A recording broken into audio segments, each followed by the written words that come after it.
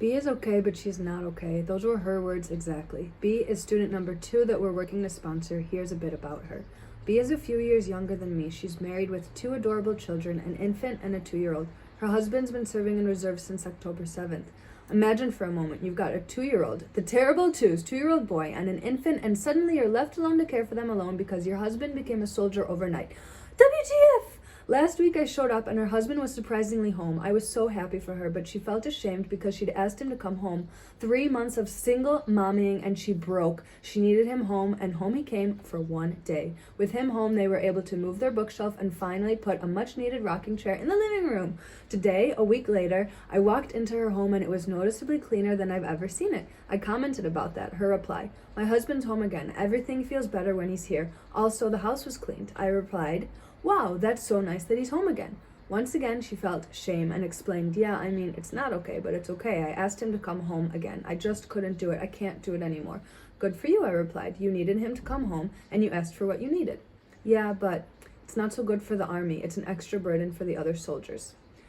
"I understand. Why did you ask him to come home? You don't have to share if you don't want to." "It's just so hard. It's hard physically, emotionally, mentally, and now the army wants to extend their reserve duty and I just can't. It's too much. It needs to stop. I mean, everything seems okay, but it's not okay." Her husband is home for 5 days now. That's considered a long time. When he's away, she has terrible back pain. She's tried acupuncture and shiatsu and has found our yoga classes to be the only thing that provides relief.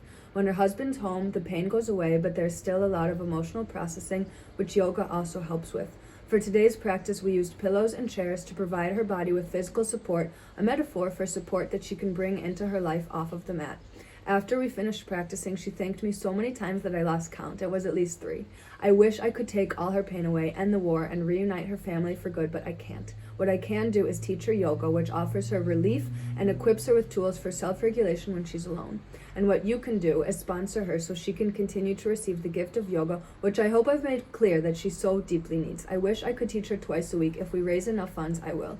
In Judaism, if you save one life, you've saved an entire world. That's how I feel about this work. If we can save the mental sanity of just one person, we've saved their world. Consider helping me do that for B. Last night, B was 10% sponsored. She's now 30% sponsored. We still have 1,288 to go until she's sponsored for a 1-week classes. Every bit helps to sponsor B and save her world. Click the Give Back link. Thank you.